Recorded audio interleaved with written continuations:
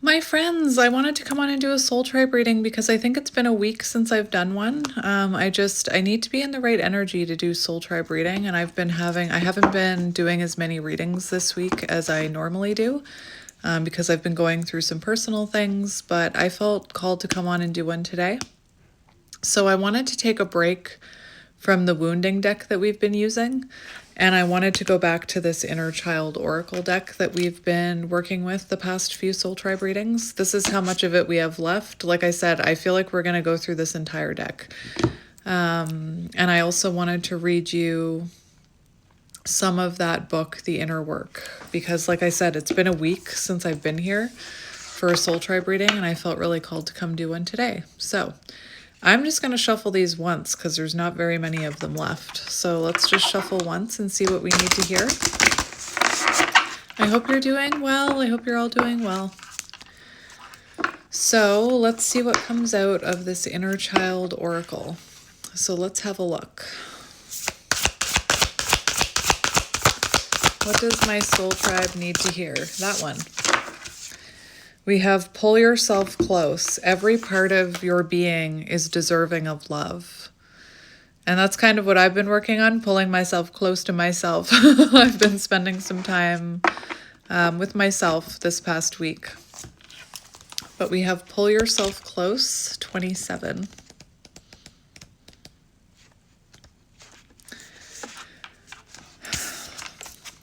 Throughout life, harmful events can occur that bring about a splintering of the inner self.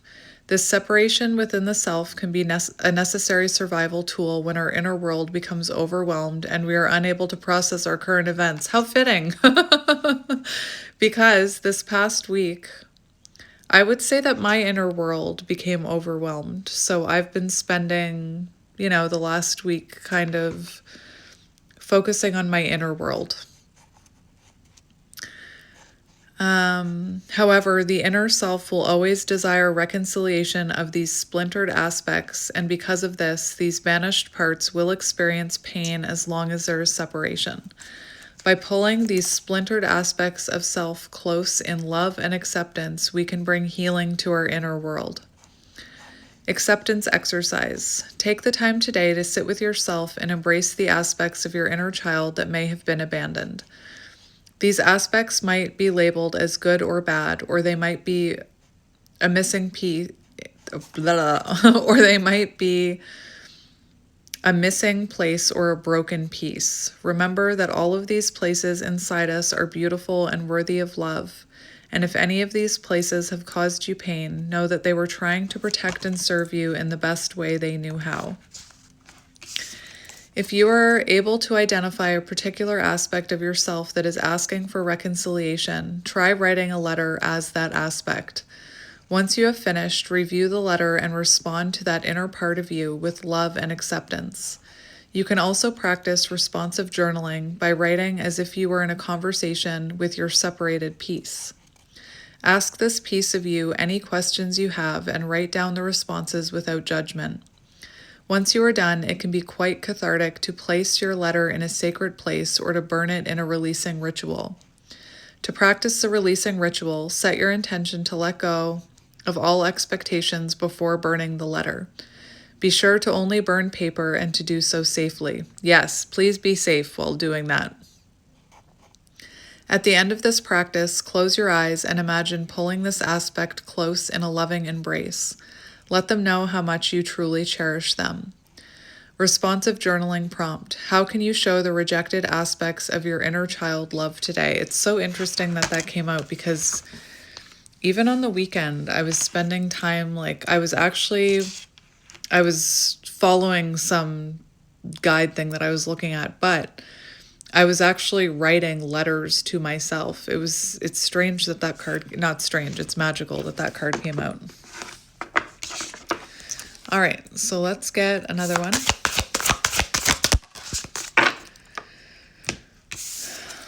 I didn't show you that one properly, but there you go.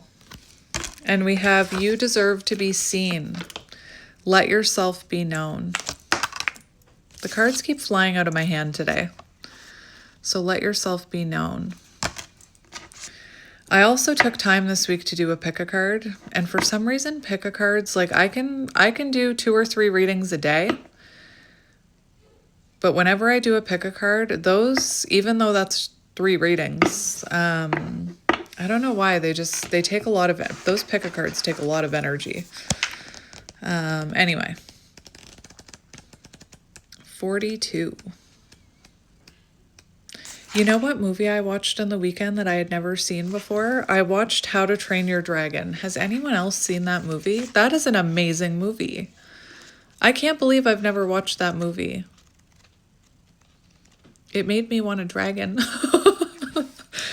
And I don't know if you've seen the movie. I won't give away spoilers, but even before they got into the storyline of the movie, I was like, the humans and the dragons should unite. Like, why are you scared of the dragons? You could team up. Anyway, beautiful movie. I'm going to watch the second one this weekend with my kids.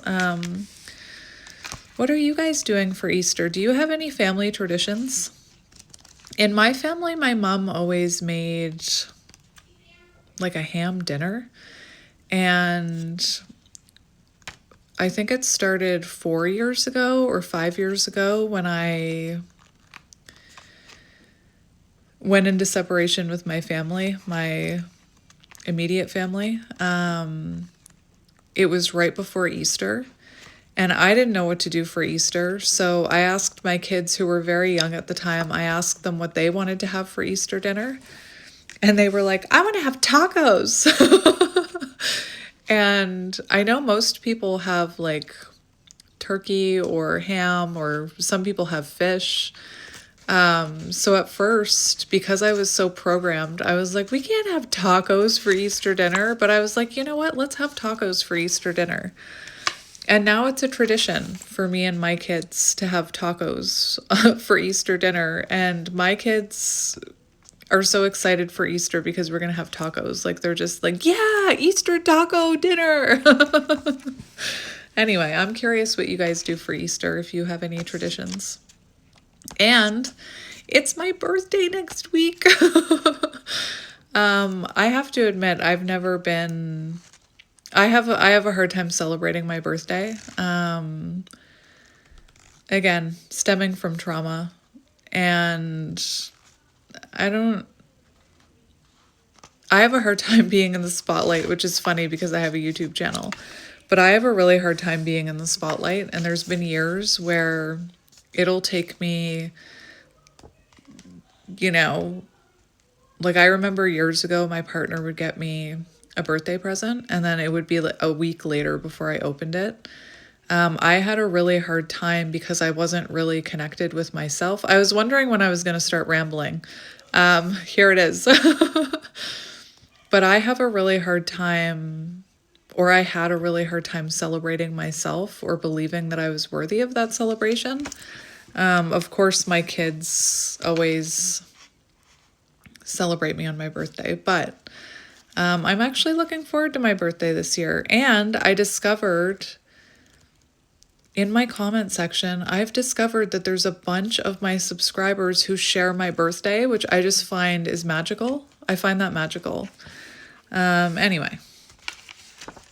And whenever I think of, when I said, it's my birthday, I think of Bilbo Baggins from Lord of the Rings. It's my 111th birthday. I'm not 111, but that would be cool if I was. That's a cool number. So you deserve to be seen. I didn't even put that together when I said it was my birthday and you deserve to be seen. That's funny. You deserve to be seen. You deserve to be celebrated as well. Let yourself be known. I was wondering where the rambling was because I started this reading and I just kind of jumped right in and didn't really ramble at all. I was wondering where it went. There it is. I found it. Anyway, that movie was good. How to Train Your Dragon. And I'm going to watch the second one this weekend. I also was telling my friend that my kids are watching this scary show and I don't do scary. And they're watching this scary Korean show. My two 12-year-olds, soon to be 13. Hang on. Anyway, So they were begging me to check out this show with them. And I was like, no, I don't really do scary. My daughter, one of my other kids, my daughter wanted to play Roblox with me. And I'm always like, no, I don't like Roblox. I don't like it. And I realized, I don't want to be that mom who's like, no, I don't like that, so I'm not going to do it. So this weekend, again, I haven't been working as much. I decided to, spend some time with my kids. And so I was wondering when the rambling was going to start. I was playing Roblox with my daughter, and she wanted to play this game. Pointless information. She wanted to play this game where you dress up and you can like wear anything you want and you can make your hair whatever you want. I think it's called Dress to Impress, some silly Roblox game. So I finally played it with her, and she found it funny because I made the person in the game look exactly like me. Like they're wearing a hoodie, they have the same hair as me, they're wearing headphones because I don't wear them. I don't wear my headphones to do readings. I don't know if you know this about me, but I wear headphones all day, every day. When I do over the head readings, I'm wearing like noise canceling headphones. When I turn this reading off, when I'm done reading to you, I'm going to put those headphones back on, like they're big headphones, because I'm very overstimulated by noise. What was my point? Anyway, I made that character have like headphones, and they were wearing a hoodie because I always wear hoodies. And she was like, don't you want to make yourself like, don't you want to wear something fun? And I'm like, no, I want to look like myself. Anyway, I was saying about my kids watching that scary show. They so desperately wanted to watch it with me. And I can remember what it felt like to be a little kid and, want to hang out with my parents. And they were like, no, I don't really like that. And I remember how it felt as a kid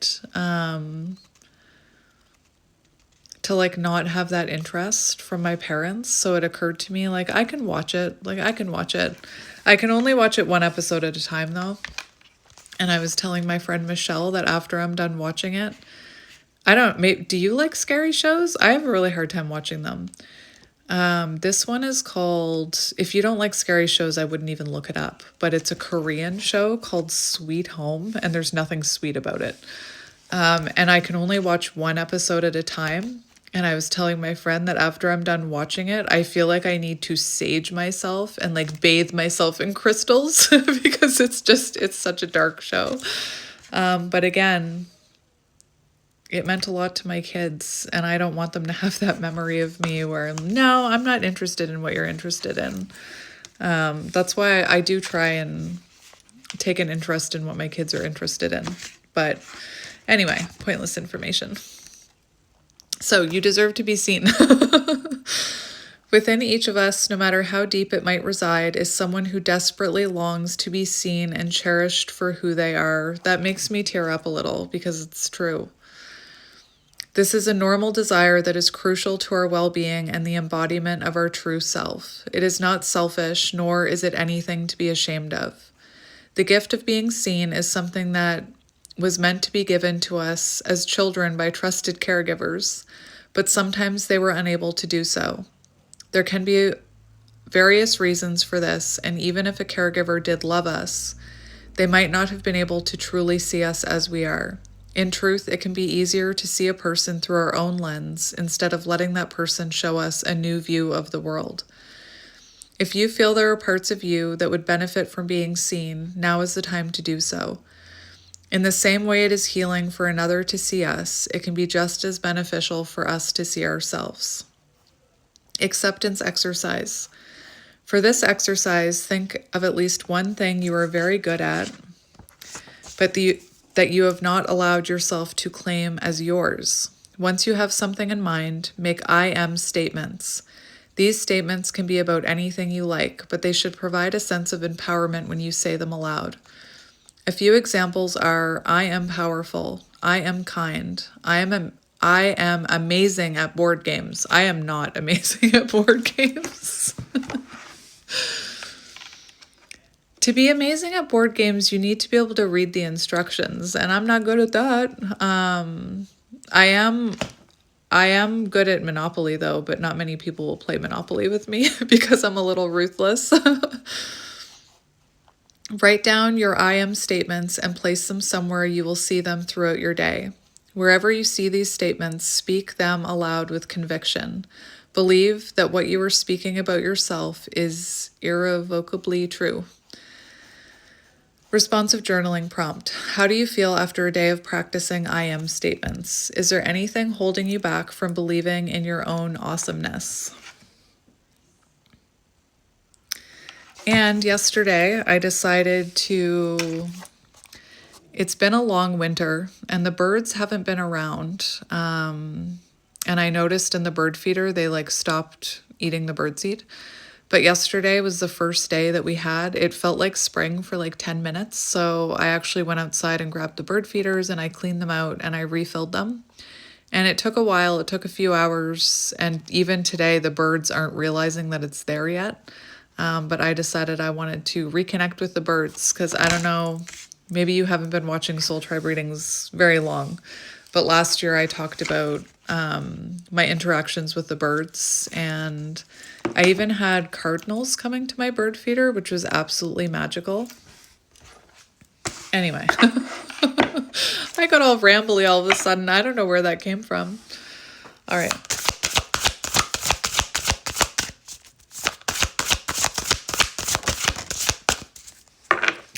Do what you need to do. It may be difficult, but now is the time. So do what you need to do. And that's exactly what I've been doing. I've been doing some of the inner work that I felt like I needed to do. The inner work. I've been doing some of the inner work that I felt like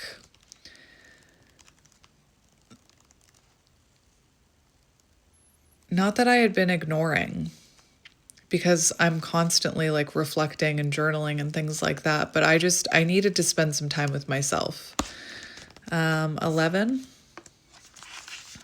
Do what you need to do.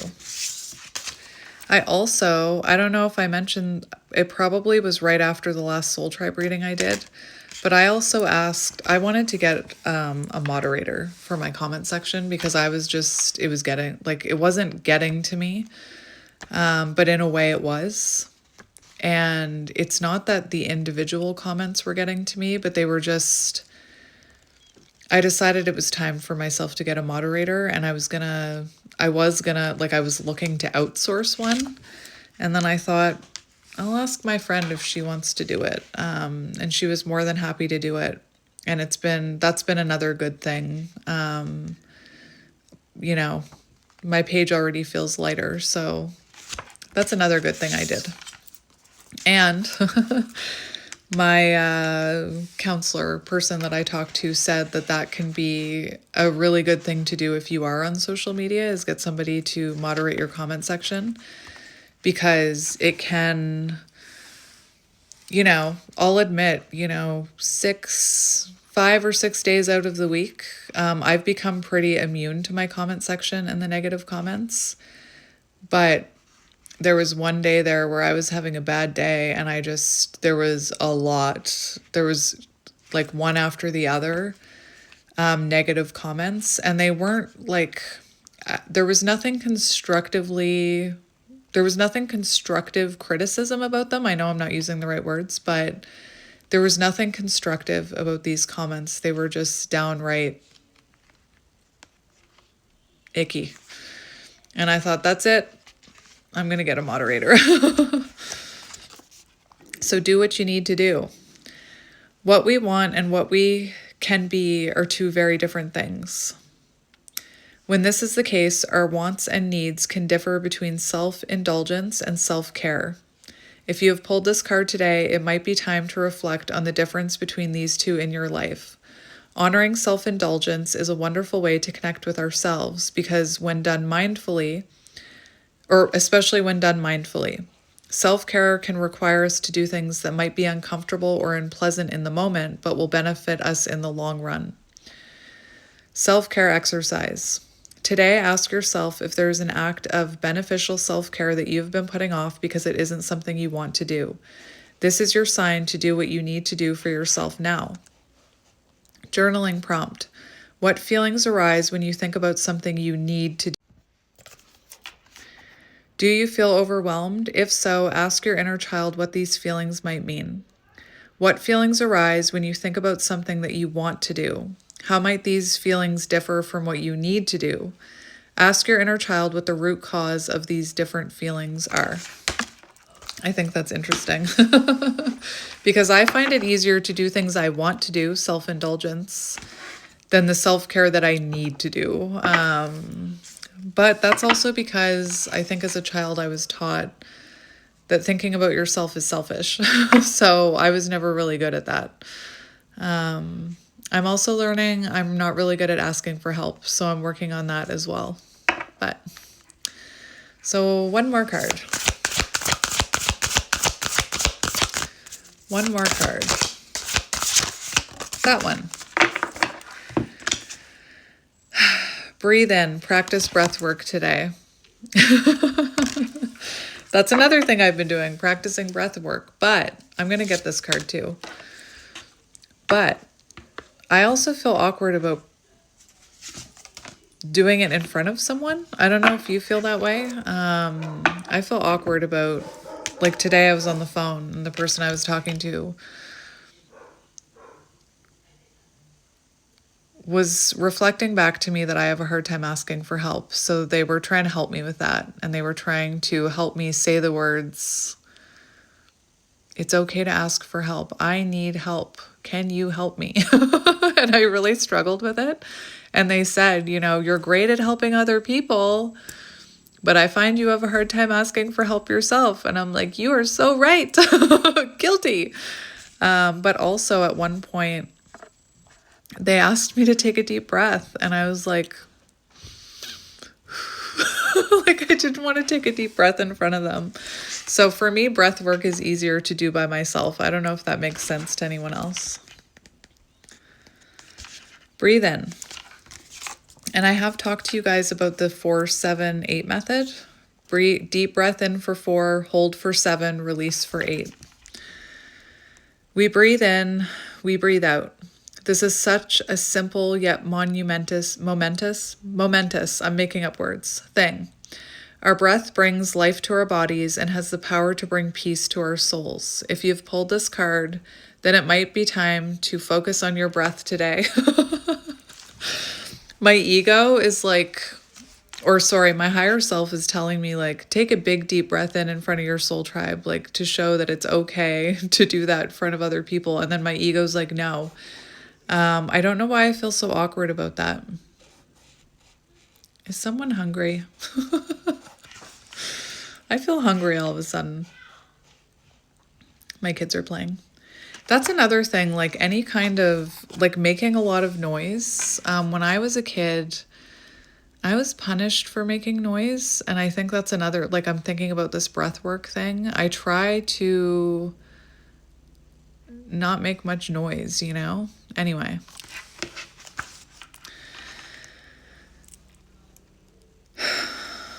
There we go.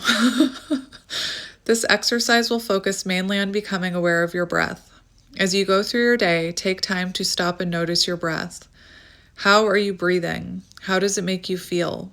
Each time you stop to focus on your breath, make an effort to deepen that breath.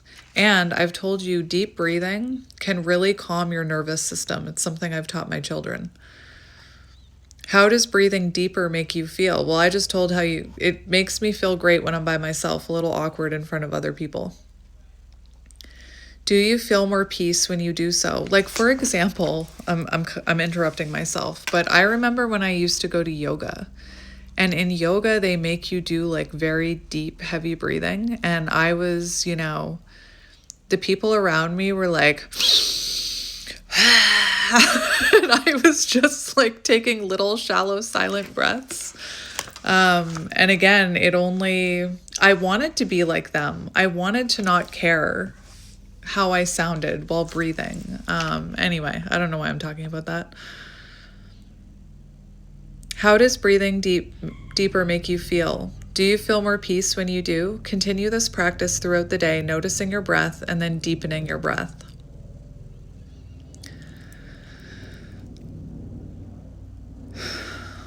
It really does feel better. After practicing this exercise for a whole day, ask yourself how this practice has impacted you and how you feel. Are you aware of any new sensations in your body? It does make you feel more relaxed. That was it. All right, and then I grabbed this one, which was on the bottom, because I wanted to grab it for us. Speak to yourself with kindness. I think it's very easy for us to speak kindly to others and not show ourselves that same kindness. The stories we tell ourselves can create patterns by which we live. In our daily lives, the words that we choose to speak over ourselves can deeply influence how we think and act. Seriously, who is eating?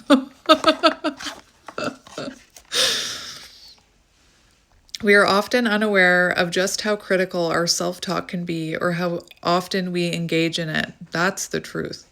If you have pulled this card, then it might be time to review your self-talk.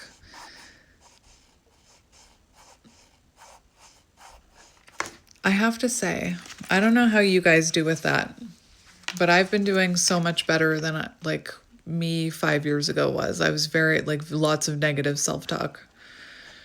If you are currently in a place of negative self-talk, this practice will focus on becoming aware of the negative self-talk as it occurs. During this exercise, ask yourself, am I speaking to myself with love right now when you are reviewing your self-talk? It can be helpful to use an object such as a piece of jewelry as a physical reminder to speak to yourself kindly. An object of high value can be even more beneficial, particularly if your negative self-talk focuses on the idea of a lack of personal worth.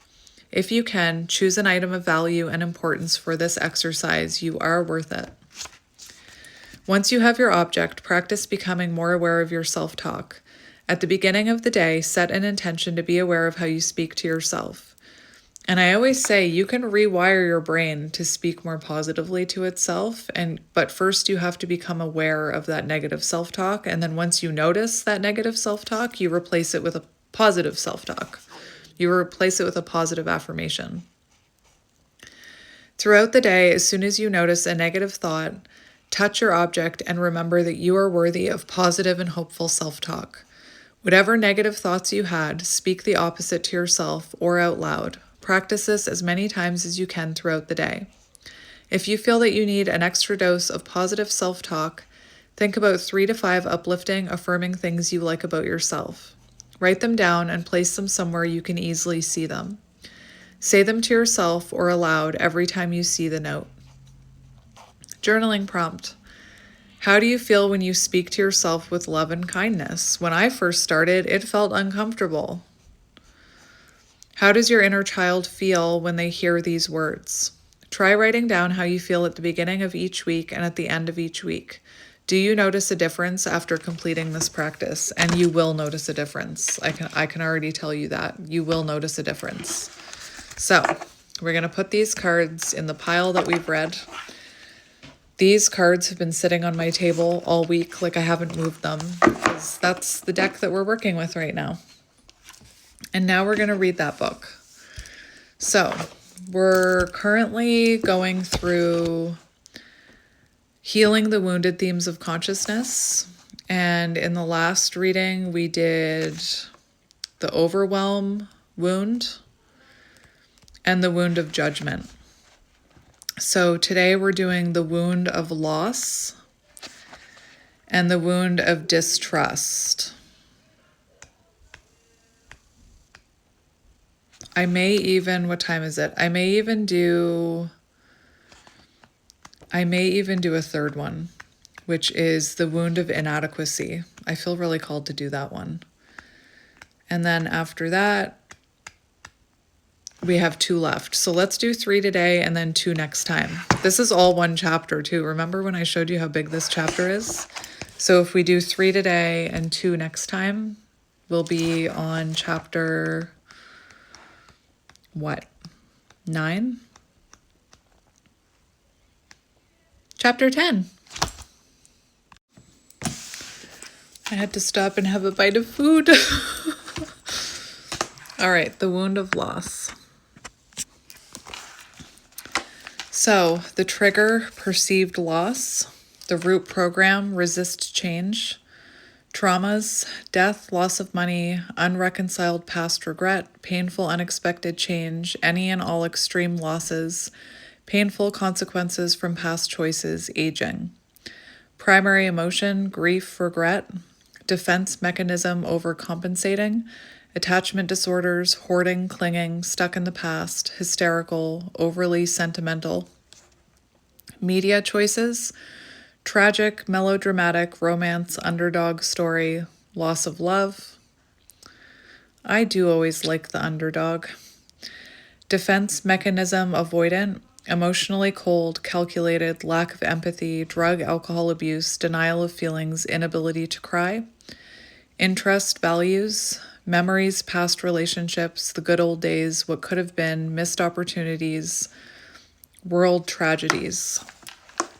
Physical manifestation examples: colon, fear of loss, cramps, attachment, hands, clinging, lungs, sadness, unable to cope, heart issues, loss of love.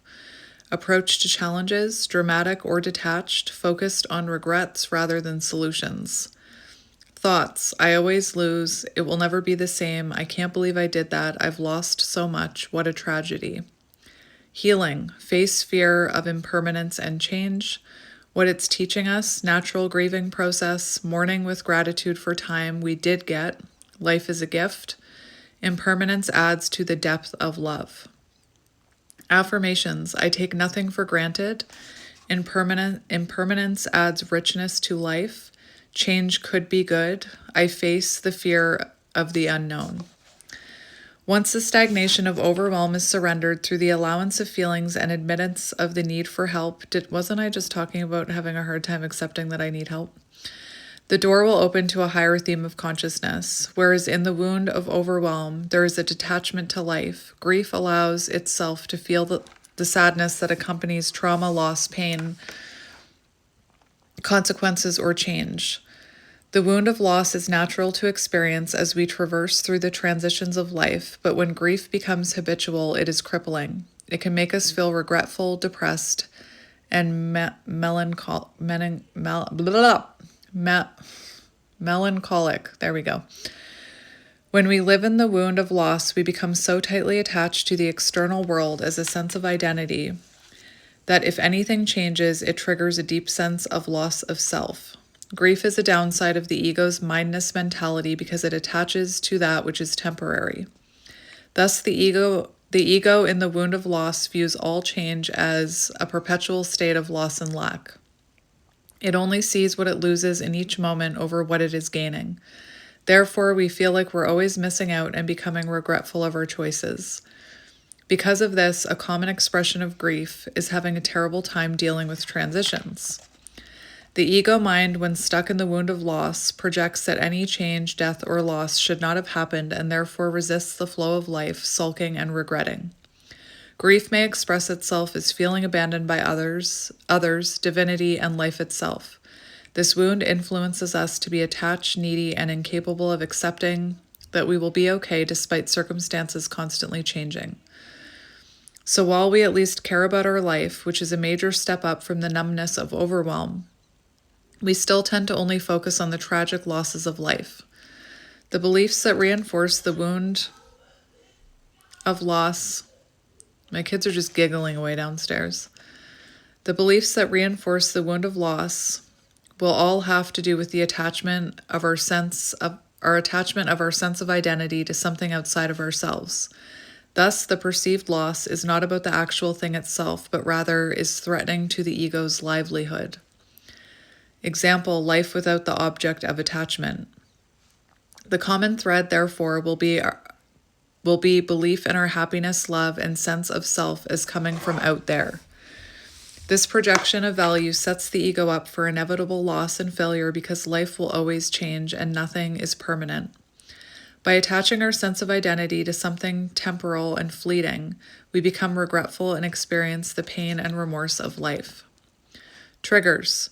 Because of its overemphasis on loss, triggers for grief will arise from anything where loss is perceived, whether it be losing an inanimate object, such as a piece of favored jewelry, loss of time, loss of money or status, or a loved one dying. All things having to do with attachment, abandonment, and codependency in relationships are signs of unhealed wounds with loss. All perceptions of loss and change will bring to the surface any attachments we have to the energy field of grief and regret. Ultimately, grief will be attached to whatever it is we value the most: our time, people we love, money, possessions, ideal circumstances, pleasures, etc. The ego, habitually living in the wound of loss, thinks and feels, "Oh, the pain of life, how tragic. I always lose. There's so much loss in the world. Who would I be without this? Why did they abandon me? Why did they leave me? Why did it have to end? Others only want me when it's convenient for them, and then they move on. I'll never be the same. I can't possibly move on. I can't believe I did that. That was a waste of money. I can't believe I broke that. I can't believe I lost that. It could have been different if. I probably made the wrong choice. This always happens to me. I shouldn't have listened to them. I missed out. Life is so sad and depressing without," insert whatever your thing is. "People always abandoned me. Those poor people. What a sad situation. They lost so much." Healing. To heal the wound of loss, we must face our fear of loss through accepting the inevitability of change and stepping into the fear of the unknown. All humanity experiences loss eventually. Nothing is permanent. All things shall pass. No one is immune. Instead of getting stuck in grief, invite yourself to see the constant change of life actually adds richness, gratitude, and profound awe for all that is temporal. The depth of significance, meaning, and preciousness of life is elevated through honoring the fleeting nature of all things, not diminished. When we expect change, we don't take life for granted and cherish it instead. Every moment is a sacred gift that we are not entitled to and is filled with far more passion and presence. Instead of seeing all that we lose in each moment, we instead affirm all that we are also gaining in each new moment. For if things never cease to leave, it also means life never ceases to give. Thus, we can let go, knowing it all comes back around. Life keeps flowing. Nothing is permanent, including grief. All things have a season. Death and change are a natural part of the cycle. I need to remember when the sentence ends. When we allow grief to flow through us without attachment, we fully experience what it means to be human, care for others, and appreciate the preciousness of life. The next level of transcendence is to release attachment to the external world as a source of our happiness and love. The love and joy we experience through people, places, and situations are actually coming from within us. The external world is just providing us an opportunity to express it. The perception of loss itself is the actual limitation and source of suffering. In truth, no loss is possible. Ultimately, the fear we must face is the unknown of what life would be like without our grief and regret. New narrative. This too shall pass, the good and the bad. I am grateful for every moment I get to enjoy. I take nothing for granted. Life is a gift. I am entitled to nothing. People, places, and experiences will come and go. I allow people the freedom to come in and out of my life and honor the precious time we have together. People are allowed to change their mind. I allow life to flow through me. I am present with this moment. Everything changes. I let go of my attachments. Things change for reasons I may never understand, but I trust in the goodness of life. I am excited for the transitions that come into my life. I look forward to change with optimism. I am grateful. No one can give me love. Love is within me. I am not afraid to be alone. Now, the wound of distrust. Trigger, the unknown. Root program, what if it goes wrong? Traumas, physical violence, religious trauma, manipulation, deceit, exposure to horror, doomsday culture, horrific accident, paranoid parenting. Primary emotion, fear. Defense mechanism, overcompensating. Daredevil, survivalist, adrenaline junkie, doomsday prepper, risk taker. Defense mechanism, avoidant. OCD, superstitious, phobias, anxiety, paranoia, insomnia, risk averse, stress-related disorders, media choices,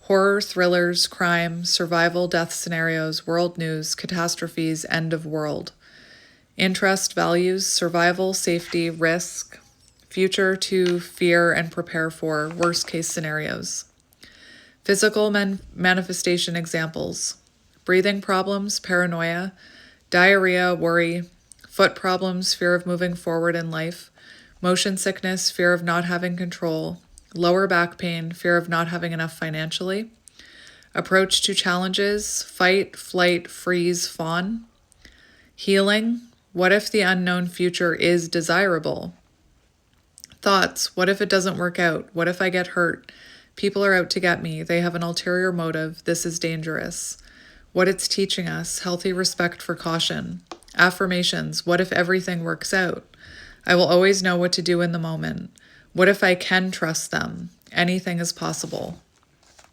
To heal the wound of loss, we make peace with the pain and grief and accept that life is always going to change. That's not an affirmation. However, this brings up fear of the unknown. Thus, fear of an imaginary negative future becomes the new obsession of the mind. Anything can happen suddenly that is out of our control. People can let us down and hurt us, and life could drastically change at any moment. Accepting this drives the ego mind to become paralyzed with fear, fixate on avoiding fear, or become overly interested in testing the limits of fear. Thus, the wound of distrust pushes the ego to be overly concerned with trust, survival, competition, enemies, and security. It is worth noting that fear will actually feel like a source of energy and motivation in comparison to the previous themes such as rejection or overwhelm. Because the wound of distrust triggers the fight or flight response to survive, we experience a rush of adrenaline, which is incredibly stimulating in comparison to depression, of grief, and hopelessness. Fear is motivated to escape or contend with its perceived threat in order to avoid pain or loss. Thus, this theme of consciousness feels more invested in life than the previous themes. For example, you have to be invested in life to be afraid of losing it. Therefore, while the wound of distrust is still a negative theme overall, in relation to the previous themes, this will feel empowering and invigorating to survive, worry, or test the limits. The beliefs of distrust come from perceiving endless external enemies in the form of something or someone trying to take from it or hurt it. Yet all enemies are projections of the mind's fear as the enemy. The ego mind of fear is extremely suspicious, protective, defensive, and insecure. Its core beliefs are rooted in seeking security and the illusionary promise of safety from loss. In order to attain that safety, it believes being anxious, paranoid, and doubtful will help. In its mild expression, it comes out in the form of social anxiety, fear of being lied to, fear of being abandoned, fear of being rejected, fear of failure, fear of loss, fear of getting sick, fear of injury, fear of death. As an overcompensation to the fear of survival, we may overly expose ourselves to things that evoke fear, such as constantly watching frightening movies, as I was talking about watching that scary show with my kids. Being a daredevil, or a survivalist, or a thrill seeker, always tempting death, the ultimate fear. The adrenaline of fear can become highly addictive, and as it is continuously experienced, the brain becomes desensitized, thus pushing us to seek more dangerous and scary experiences to get the same rush. Inadvertently, we become addicted to stress. Triggers. The wound of distrust is triggered by fantasies of dreadful futures that may never occur. While the wound of loss is obsessed with regret, the past, and what it has already lost, fear is now obsessed with what it could lose. Therefore, fear swings to the other side of the spectrum, living in hypothetical fantasies of a fearful future. The wound of distrust is also triggered by anything that sparks paranoia, such as any perceived shady behaviors in relationships, stories of scandal and deceit, the latest disease scare on the news, or stories of murder, all promoting mistrust of other people in the world. Accompanying thoughts of fear are things like, what if blank happens? What if it all horribly goes wrong? What if I get hurt or die? What if it doesn't work? What if they don't like me? What if I fail? What if I can't do it? What if they screw me over? What if I can't trust myself? This is dangerous. I'm probably going to get hurt. They are going to hurt me. He's lying. I can't trust her. People are out to get me. They want me to fail. What if I can't make it? They have ulterior motives. I might get sick. This is scary. I wonder if I can survive this. I'm so worried about blank. Healing. While fear expressed as caution, rational planning for the future, and respect for danger is healthy and keeps us alive, fear as a habitual life view will leave us constantly anxious about a negative future that might not ever exist. Thus, to heal the wound of distrust, we must focus on motivating our actions through a desire for a brighter future rather than out of fear for a negative one.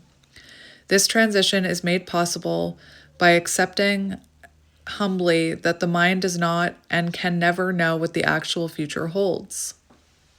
Therefore, all projections of a fearful fate are always only a fabrication within the mind. The present moment is all that actually exists, and fear can only exist in the mind projecting to an imaginary future. Thus, both the grief over the past and the fear of the future are illusions of the mind projecting outside of the now moment, the only moment there ever is. The wound of distrust is healed by exploring the possibility that the future could, in fact, also bring desirable experiences too. This realization can only dawn on us by healing our wounds of distrust within ourselves. Ultimately, our greatest fear to face is our own fear of inadequacy.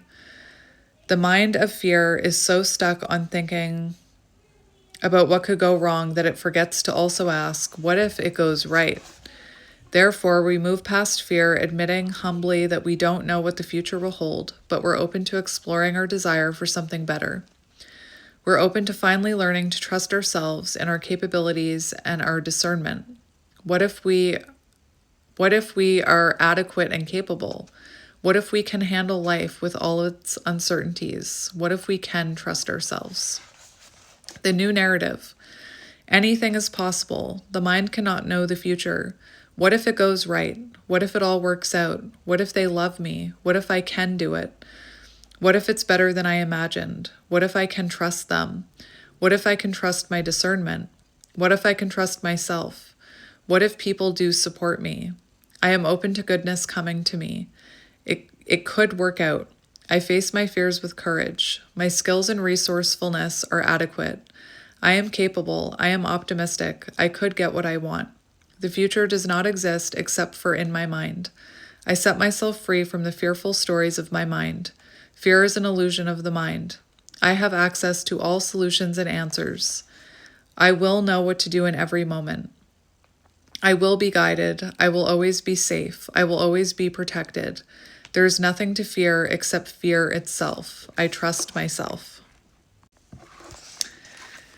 And then the last one today, I felt called to read it, The Wound of Inadequacy. Trigger, perceived gain. Root program, I want, I need. Traumas, being withheld from, being teased or mocked, not feeling desirable, sexual trauma, societal conditioning, being objectified, poverty, comparison. Primary emotion, desire. Defense mechanism, overcompensating. Addictions, greed, vanity. Histrionic personality disorder. Attention seeking, preoccupation with sex, Munchausen syndrome. Defensive mechanism avoidant, eating disorders, repressed desires, body dysmorphia, secretive indulgences, unsure of themselves. Media choices, law of attraction, wanderlust, pornography, status, celebrity, social media envy, clubbing, hooking up culture, pleasure seeking. Interests, values, sex, appearances, pleasure, money and luxuries, and status. Physical manifestation examples. Coughs, not feeling seen or heard. Aches, craving physical touch. Itching, wanting, craving. Reproductive organs, sexual issues. Tuberculosis, self-absorbed, envious. Approach to challenges. Aversion to delayed gratification, spoiled tantrums, turn to substances to cope. Thoughts, I have to have it, I need more. Blank, then I'll be loved. I want to be desired, I want what they have. Healing, angry for change, tired of wanting, expectation for things to improve. What it's teaching us, wanting more for our lives, thriving, not just surviving, moving beyond our fears. Affirmation, I am tired of wanting. I will not accept less. I am ready for change. I am tired of talking about it. I'm ready to take action. I will break free. Overview. As we open ourselves to the possibility that the future could also hold pleasurable experiences and not only fearful ones, we become even more invested in life and start to want. Thus, our energy, self-esteem, and engagement in life are drastically invigorated in this theme compared to those previous to it. Seeking pleasurable experiences in the form of desire can feel incredibly rewarding and satisfying to someone who started with wounds of rejection and once felt powerless. The energy of desire can be productive in the form of drive and motivation to create a better life for ourselves. As we shift our focus away from fear, we begin to wonder what we are capable of. However, when our newfound desire for goodness gets overemphasized, it will become counterproductive in the form of greed, craving, and addiction, because in the wound of inadequacy, nothing is ever enough to fill the void we feel inside. Similar to the wound of loss, these major blockages of the wound of inadequacy comes from placing our happiness outside of ourselves. Pie. I like pie. What kind of pie do you like? I like pumpkin pie. And I like, why am I talking about pie? I like blueberry pie. Why am I talking about pie? Let me start that sentence again. Similar to the wound of loss, the major blockages of the wound of inadequacy come from placing our happiness outside ourselves by projecting our self-esteem, love, and joy onto the objects we are desiring. Clearly, I'm desiring pie. In this wounding, we haven't yet realized a crucial truth. The satisfaction we seek doesn't solely come from acquiring the objects of our desires. Instead, it emanates from the self-esteem we cultivate in the process of achieving our desires. It's the sense of adequacy in our abilities to overcome challenges in order to achieve what we desire that is so rewarding. While the previous themes were the preoccupation with loss, now the emphasis shifts to a focus on gain. Thus, desire can become obsessive, lustful, and what is that word? Covetous. Covetous? Covetous? Is that right? When the obsession with the desire leads to lack of control over ourselves, desire becomes enslaving. To know if our ego has become attached and addicted to a particular desire, take the object of desire away and see what comes up. If we are free, we will remain at peace. If not, we will resort to a previous theme, such as grief or depression. Another indicator is that when the object of desire is blocked or taken away, the addict will go about their entire day, week, or month not being present with what is happening now, but instead will be fantasizing about the next time they can get a hit. Sex or pornography, drugs or alcohol, shopping, food, gambling, video games, etc. That's how I knew I really had a problem with drinking, is because I knew that I was drinking too much. So then I tried to schedule my drinking, and I'd be like, I'm only going to drink on the weekend. And then all week I'd be like, it's almost Friday, it's almost Friday, it's almost Friday. And then on Friday I can drink. And that's how I knew. I mean, I knew before that, but anyway. When we allow excessive desire to make our decisions, such as greed and seeking gain at the expense of others, we inevitably bring only suffering for ourselves. The wound of inadequacy can even be a detriment to the community at large.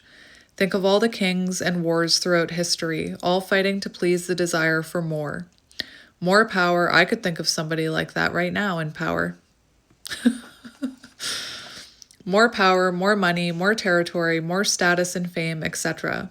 It also demonstrates itself as a reckless, profiteering business that seek profit above all else, even at the expense of destroying the planet and hurting others. Unchecked desire is cancer, death by overconsumption, overpopulation, overpollution, extreme excess until the point of its own self-destruction. The wound of inadequacy becomes enslaving by creating the belief that we are lacking until we fill the void of our desire. By projecting our security, love, and joy externally onto the object of our affection, we simultaneously give away our power and freedom, shackling ourselves to the object. The wound of inadequacy can never get enough or actually be satisfied and content. Therefore, it cannot know true peace and security.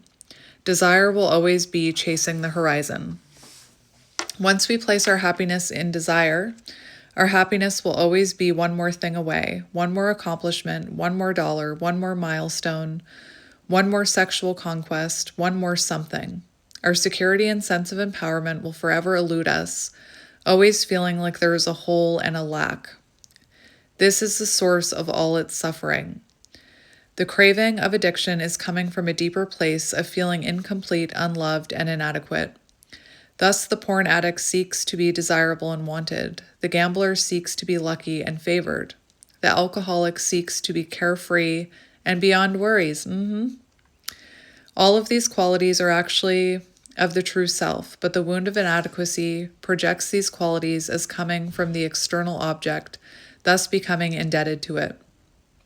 Through doing our inner work, it is possible to enjoy feeling appreciated, complete, loved, favored, and carefree without needing that object of desire. Thus, in its healthy form, desire can be used to motivate the next stage in our evolution of consciousness by wanting more for ourselves, for wanting true freedom and lasting happiness. Triggers. Anything that causes us to seek self-worth and validation outside of ourselves will trigger the wound of inadequacy.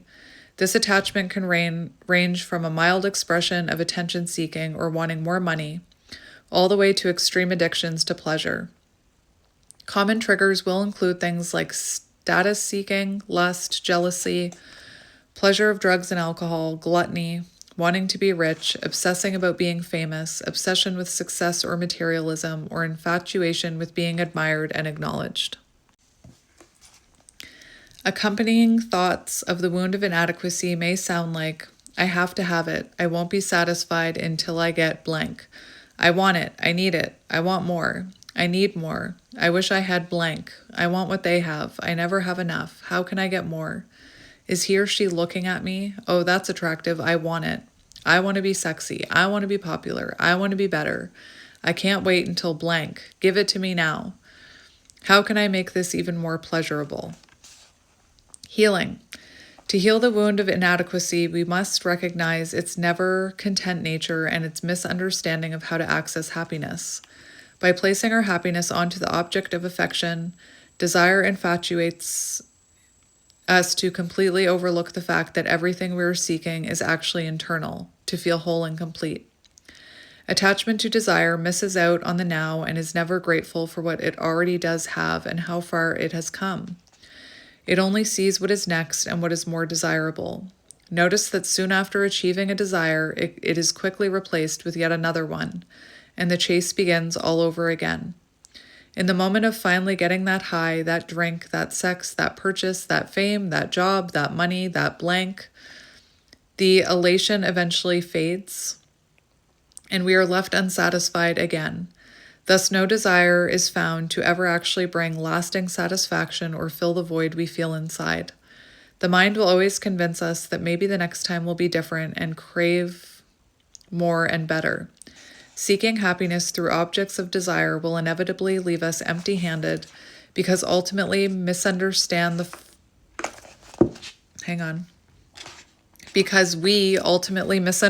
fundamental true nature of happiness.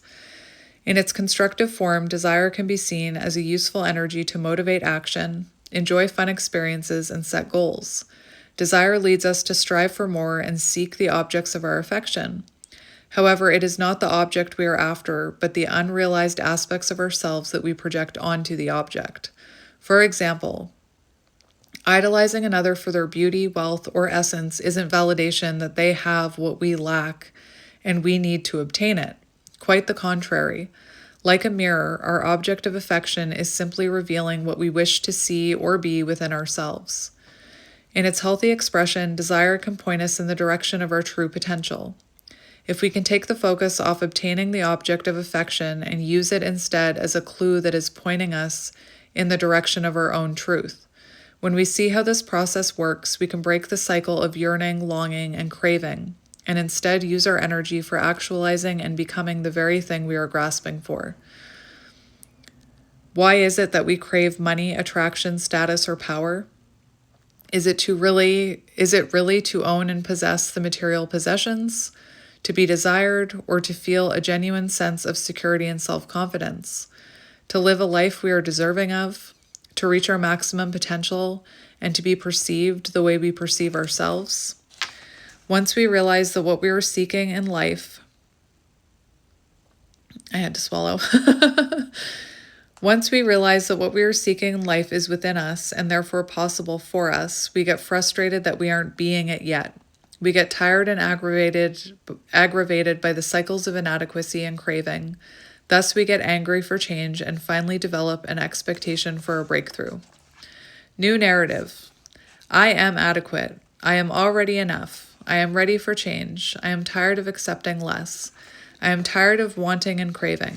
I will not accept less. I am frustrated for freedom from this cycle. I will break free. I am sick of talking about this. I am ready to do something about it. I am angry for a change. What am I projecting onto blank that I'm not seeing in myself? I will actualize my potential. I expect to get what I want. I expect to be the person I really want to be. I am tired of being controlled by my circumstances. I am tired of not feeling good enough. I am tired of being controlled by my addictions. I will change this. I accept things to improve. I refuse anything less. My ability to learn, adapt, and evolve is the source of my adequacy. I can learn anything I need to in order to achieve what I want. I am perfectly capable already. All right, so that was 3. So now we just have 2 left of that chapter, and then we'll be on chapter 10. So I'm going to go now. I have to go do math, which is always a struggle for me and my brain. But as always, my friends, I'm sending you lots of love and light. Thank you again for reading this book with me. I would not be able to read this book if I wasn't reading it to you. I was thinking about that when I was reading it, about how I just sat here and read those 3 mini chapters to you. If I was reading by myself, I would probably get 2 pages in and need to take a break. But look how far we are in this book. Good progress. Anyway, I'm sending you lots of love and light. And if I'm planning on being here this weekend for a soul tribe reading, but if I'm not, I hope you have a good Easter. And I'm sending you lots of love and light. And I will talk to you soon, my friends. Bye.